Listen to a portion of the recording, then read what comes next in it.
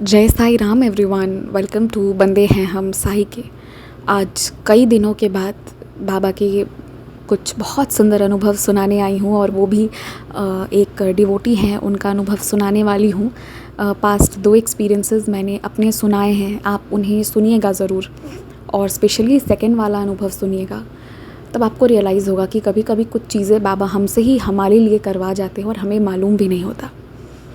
और अनुभव शुरू करने से पहले मैं यही कहना चाहूँगी कि मैं बहुत सौभाग्यशाली हूँ। यहाँ बाबा के बहुत प्यारे प्यारे बच्चे हैं, सब ने मुझे बहुत प्यार दिया है, बहुत आशीर्वाद दिया है और आशीर्वाद के लिए हम थैंक यू नहीं कहते, उसके लिए कोई शब्द नहीं होता। और आप सब ने मैंने जैसे भी चाहे किया हो, कोई टाइम मेंटेन नहीं किया, जब दिन भर रात के 11 बजे भी डाला, आप सब ने कभी कोई शिकायत नहीं रखी। जो जैसे होता रहा उसे एक्सेप्ट करते रहे। चाहे मैं किसी भी वक्त कुछ भी करूं तो आप लोगों ने उस चीज़ को एक्सेप्ट किया। कोई रूटीन नहीं था एक्सेप्ट फॉर साई संदेश जो रूटीन है। तो I am very thankful to all of you for all that love that you often and always shower on me. आप सबके मेल पढ़कर और ख़ासकर ये जानकर कि हाँ, यहाँ से आप कुछ ले जा पा रहे हैं और आपका कुछ अच्छा हो रहा है, तो ये जानकर दिल को और खुशी मिलती है। और एक बात और कहूँगी, इसमें मेरा कुछ भी नहीं है कि मैं किसी को कुछ कर सकती हूँ या मैं किसी को मोटिवेट कर सकती हूँ या मेरे माध्यम से कुछ हो रहा है। सब बाबा की कृपा से हो रहा है। तो आप जब भी इस चैनल से आप कुछ लेकर जाते हैं, आपको खुशी मिलती है ना, तो सच्चे हृदय से बाबा का शुक्रिया करिएगा, क्योंकि जो भी होता है वो बाबा की मर्ज़ी से होता है। और मैंने बंदे हैं हम साई के को जब शुरू किया था, इसका नाम भी बाबा ने डिसाइड किया था। आई डोंट रिमेंबर मैंने इसकी लीला शेयर की है या नहीं, लेकिन ये नाम बाबा ने मुझे दिया था जिससे मैंने ये शुरू किया। और एक चीज़ और कि यहाँ बाबा की मर्ज़ी चलती है, इस बात की अनुभूति मुझे एक नहीं 1000 बार हुई है। कभी कभी ऐसा भी हुआ है कि कुछ भक्तों के अनुभव मैंने सुना दिए हो, रिकॉर्ड कर लिया और मुझे लग रहा है कि मैंने अपलोड कर दिया है, मोबाइल से डिलीट हो गया। जो चीज़ नहीं जानी होगी ना, मैं कुछ भी कर लूँ वो नहीं जाएगी। तो और जो चीज़ जानी होगी, मेरी मर्ज़ी नहीं भी होगी कि आज नहीं कल करूँगी, वो आज ही होगा जैसे भी होगा। और कभी कभी कुछ चीज़ें रिपीट पड़ जाती हैं और मैं कहती हूँ बाबा ये क्या कर रहे हो, क्या सोचते होंगे सबकी, सुनती भी नहीं है क्या जो डाल रही है। और ये सच है कि कभी कभी मैं देर से सुनती हूँ और एक आध एक्सपीरियंसेस मेरे भी नहीं सुने हुए हैं कि क्या अपलोड किया है, जो स्पेशली निशादी और नीलम दी रिकॉर्ड करती हैं, तो वो उनके भरोसे मैं छोड़ देती हूँ। लेकिन ना, आप लोगों ने उस चीज़ को भी एक्सेप्ट किया, बस इतना लिखते चले गए कि अनुभव रिपीट पे है। और मैंने ये रियलाइज़ किया कि वो भी किसी के लिए होगा। और जो लोग रिपीट पे है लिखते हैं, इससे मुझे ये भी पता चलता है कि सब कितने ध्यान से इन अनुभूतियों को सुनते हैं। आज क्योंकि बहुत दिनों के बाद बैठकर अनुभव सुना रही हूँ, तो अनुभव सुनाने से पहले आप सबको बहुत सारा शुक्रिया करना चाहती हूँ, दिल से थैंक यू कहना चाहती हूँ। आप सब ने बहुत पेशेंस रखा है, जो अनुभव शेयर किए हैं वो भी और जो अनुभव रेगुलरली सुनते हैं वो भी। और मैं भी कोशिश करूँगी कि मैं जैसे साई संदेश का करती हूँ, बाबा अगर आशीर्वाद देंगे तो उसका भी हम रूटीन एक फ़िक्स कर देंगे, उसका भी एक टाइम फ़िक्स रहेगा। पहले शाम के 7 बजे आता था, अब बेसमय हो गया है, वो शाम में से लेके रात तक कभी भी आता है। तो बस यही बात है, और कभी कभी नहीं भी आता है, तो मुझे इस आदत को सुधारना है। बाबा ही सुधरवाएंगे मेरे, अगर मैं कुछ बोलती हूँ सुधारो, तो वो नहीं होता है। जब बाबा की मर्ज़ी होती है तब होता है। चलिए शुरू करती हूँ आज का ये अनुभव। इस अनुभव में बहुत फीलिंग्स हैं और आप लोगों के कई सवालों के जवाब भी हैं। 2020 को जिसने होशो हवास में जिया है वो कभी ज़िंदगी में नहीं भूलेगा। 2020 में कोविड आया था, पैंडमिक, और उसने हमें आत्मनिर्भर बनना सिखा दिया। उसने हमें बहुत कुछ सिखाया, उसने हमें बहुत कुछ दिखा दिया, उसने हमें अपने पराए पता नहीं क्या क्या चीज़ें बता दी, बहुत चीज़ें सिखाई कोरोना ने। एंड ये कोविड का टाइम मुझे लगता है कि ये वही टाइम था जब बहुत लोग बाबा से एकदम से बहुत ज़्यादा जुड़ गए थे, क्योंकि तब हमें वक्त मिला था जुड़ने का। शायद हम सब ने इतना पाप कर लिया होगा कि पुण्य कमाने के लिए वही वक्त मिला होगा कि तुम अपने पाप को थोड़ा सा डिज़ोल्व कर सकते हो यदि तुम ईश्वर का ध्यान करो, और वही वो टाइम मिला था हम सब ने। तो 2000 ये बचपन से बाबा को मानती हैं, बचपन से बाबा की पूजा करती है। लेकिन बात 2020 की है कि ऑलरेडी कोविड से ये बहुत परेशान थी और कुछ घर पे आर्थिक स्थिति भी सही नहीं थी। कोविड का डर सबके मन में, वो खौफ था, है ना, खौफ था। उसको कोई कैसे भूल सकता है, मैं तो ज़िंदगी भर ना भूल सकूं। उसके बाद अक्टूबर 2020 में इनकी मम्मा का, इनकी मदर एकदम से गुज़र जाती हैं। उनका सडनली डेथ हो जाता है और इस चीज़ को बेयर कर पाना बहुत मुश्किल था इनके लिए, इनके पूरी फैमिली के लिए। ये एक्सपेक्टेड नहीं था, ये बिल्कुल अनएक्सपेक्टेड डेथ था, जिसके बाद ये बहुत मेंटली डिस्टर्ब्ड हो गई थी और इनके मेंटल हेल्थ पर और इनके फ़िज़िकल हेल्थ पर उस चीज़ का असर पड़ना शुरू हो गया था।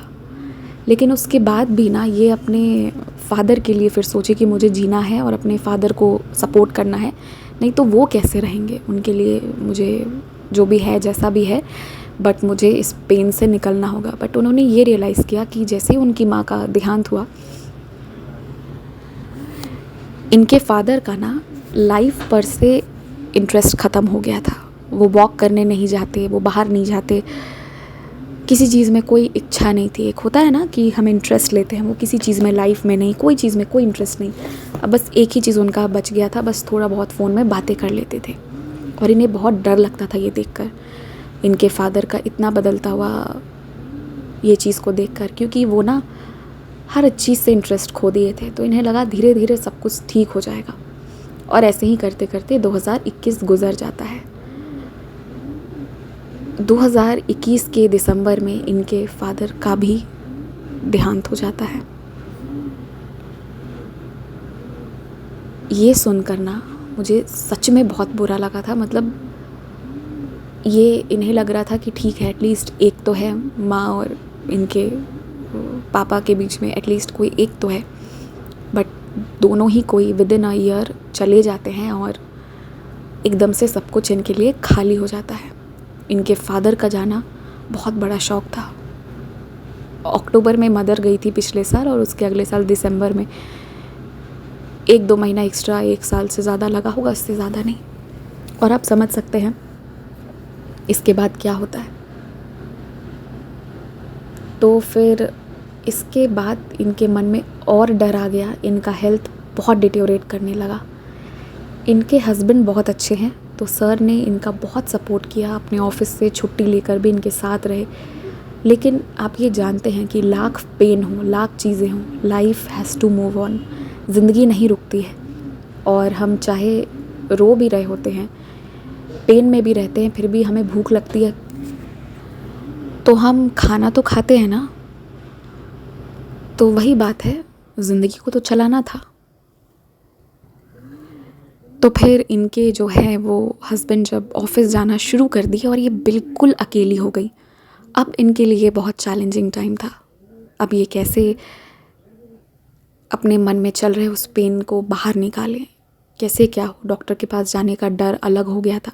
ये अपने ट्रीटमेंट के लिए डॉक्टर के पास भी नहीं जा रही थी। इनकी मेंटल कंडीशन क्या हो गई होगी आप लोग समझ सकते हैं, जिसे हम बयान नहीं कर सकते हैं। एक इंसान को खोया, उसके पेन से निकल पाना मुश्किल था। दूसरा, और अब इन्हें इस चीज़ का ऐसा रियलाइजेशन हुआ कि ये अकेली हो गई हैं पूरी तरह से। एंड इसके बाद जब ये सच में अकेले कमरे में रहती होंगी, आप सोचिए तो क्या लगता होगा इनके मन में। और बहुत अटैच थी, सब लोग रहते हैं। और उसके बाद ना ये एक दिन खूब रोई, बाबा के सामने बैठकर बहुत रोई कि ये मेरे साथ क्या हो रहा है। ये डिप्रेशन में जा रही थी और इन्हें बराबर इस बात का रियलाइजेशन था कि मैं अब डिप्रेशन में जा रही हूँ।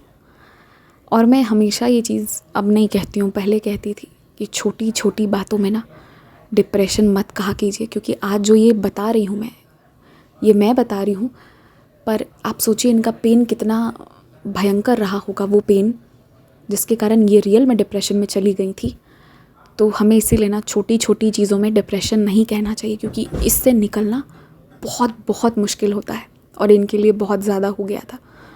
आप ये सोचिए कि ये घर वाले किसी को फेस नहीं कर पा रही हैं, डॉक्टर के पास नहीं जा पा रही हैं। तो रोते रोते इन्होंने एक दिन बाबा से कहा कि बाबा, या तो आप मेरे मन को ठीक करिए या फिर आप मुझे मेरे पेरेंट्स के पास भेज दीजिए, because now she was done. बहुत ज़्यादा इमोशनल डिसबैलेंस हो गया था। और इसके बाद क्या था, बाबा के पास जाना है और कहना है, क्योंकि बाबा ने 11 वचनों में कहा है, आ सहायता लो भरपूर, जो मांगा वो नहीं है दूर। जाना आपको पड़ेगा, आगे वो सब करेंगे, पर अपने तरफ से एक कदम तो बढ़ाना होगा। उसके पीछे कारण ये भी है कि कुछ कर्म आपको भी करना होगा, क्योंकि कर्म के साइकिल को बाबा पूरी तरह तो नहीं तोड़ सकते हैं ना, हमारे लिए भी, क्योंकि सृष्टि को वैसे ही चलना है। बाबा के पास गई, रोई, प्रार्थना की, और उस दिन के बाद इन्हें हर जगह से मैसेज आना शुरू हो गया कि तुम साई सच्चरित्र का पारायण करो, तुम्हारे जो भी सवाल हैं, जो भी है, सबका आंसर तुम्हें मिल जाएगा। और इन्होंने श्री साई सच्चरित्र जी के पारायण करना शुरू कर दिया। बाबा का पारायण इन्होंने शुरू किया और फिर क्या था, उसके बाद इनकी ऑटोमेटिक धीरे धीरे करके हीलिंग होनी शुरू हो गई, और धीरे धीरे करके ये वापस टू एक नॉर्मल लाइफ में आना शुरू कर दी। नॉर्मल लाइफ में भी आ गई, और इसके साथ साथ जो है ये शिरडी भी अभी होके आई हैं। शिरडी में भी इनके बहुत सारी अनुभूतियाँ रही हैं, बाबा से मुलाकात की अनुभूति और बाबा के अच्छे से दर्शन मिलने की अनुभूति। पूरे जर्नी में बाबा इनके साथ रहे, इन्होंने इस चीज़ को एहसास किया। तो ये इनका अनुभव है। आप लोगों को एक बात बता रही हूँ, जब कोई ऐसी चीज़ होती है ना, जैसे एक्सीडेंट हो रहा है, आग लग रहा है, बाबा वो सब में रक्षा कर रहे हैं, तो वहाँ ना प्रत्यक्ष रूप से प्रमाण मिलता है कि बाबा हैं। पर ये जो चीज़ आज मैंने शेयर करी है बाबा की कृपा से, विशेष कृपा से, ये ऐसी चीज़ है ना कि ये इंटरनली जो आपके बाबा के होने का एहसास है, वो आपको तभी होगा जब आप थोड़ा सा स्टेप बढ़ाएंगे, श्री साई सच्चरित्र जी पढ़ेंगे।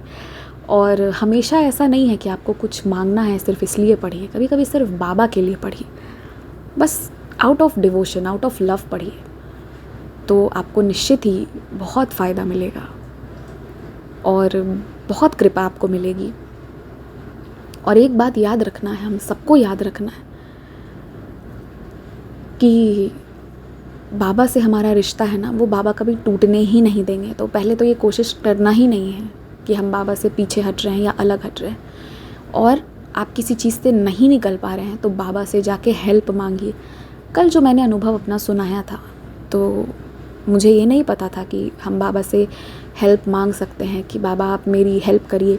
लेकिन मैंने कल आपको यही कहा था ना कि मैंने यही रियलाइज़ किया कि जो चीज़ें हम एक्सप्रेस नहीं कर पा रहे हैं, जो प्रॉब्लम हमारे साथ है, जो हम एक्सप्रेस नहीं कर पा रहे, कोई चीज़ बुरी लग रही है, कोई चीज़ हो रही है, तो अगर हम वो बाबा को बोलेंगे तो बाबा बोले या ना बोले, हम बस बाबा के पास भी जा रहे हैं तो बाबा उसको भी सॉल्व करते हैं। कल मैंने यही चीज़ बताया था ना अपने अनुभव से कि बाबा की मुझ पर यही कृपा रही थी कि इमोशनल बैलेंस कैसे बनाना है, बाबा ने मुझे यही सिखाया।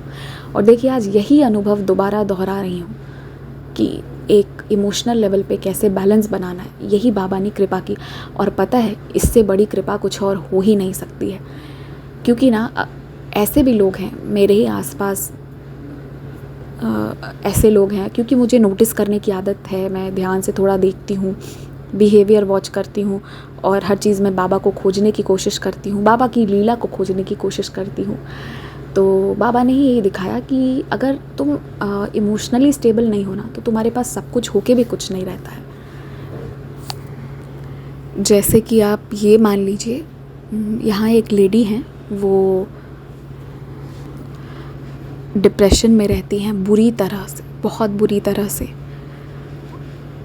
और अगर मैं उनको बताऊं कि वो कौन कौन से बिज़नेस की ओनर हैं, तो मुझे जब पता चला कि अरे देवा, तो तब मुझे ये रियलाइज़ हुआ कि सब सुख मिल गया है, सारी चीज़ों, सारे कंफर्ट्स हैं। एक फ़्लैट की बात करो 10 फ्लैट है, एक बंगलों की बात करो 4 घर हैं, जिस चीज़ की बात करो वो चीज़ है, वेल्थ वाइज बहुत अबंडेंस है। बट अगर मेंटली स्टेबल नहीं है तो क्या फ़ायदा।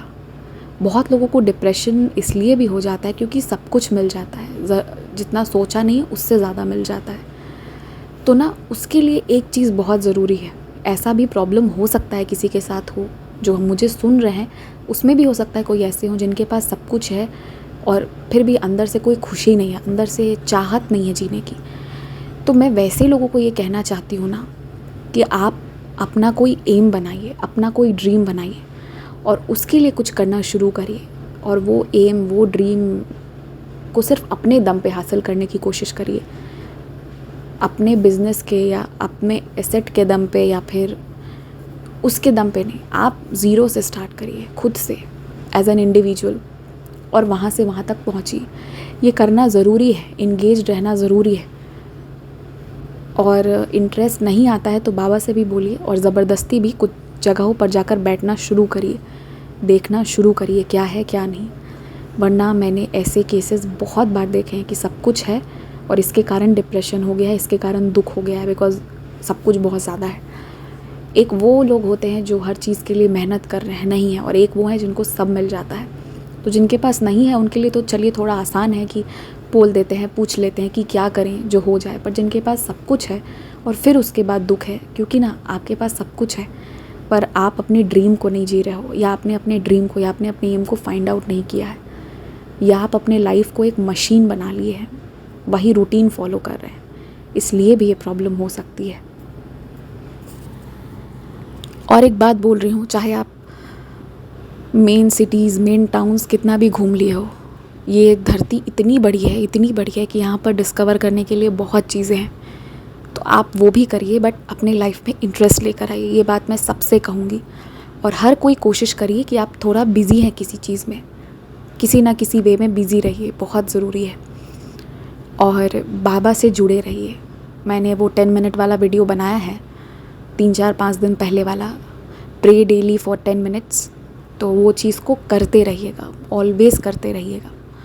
बहुत कृपा मिलेगी, बाबा की बहुत कृपा मिलेगी। और जो लोग कहते हैं ना कि हम बाबा को छोड़ रहे हैं, मैं आपको कह रही हूँ यहाँ से, आप ही जो कहते हैं कि हम बाबा को छोड़ रहे हैं, उन सबको मैं रिप्लाई दे रही हूँ, आप चाहोगी भी तो ये नहीं हो पाएगा।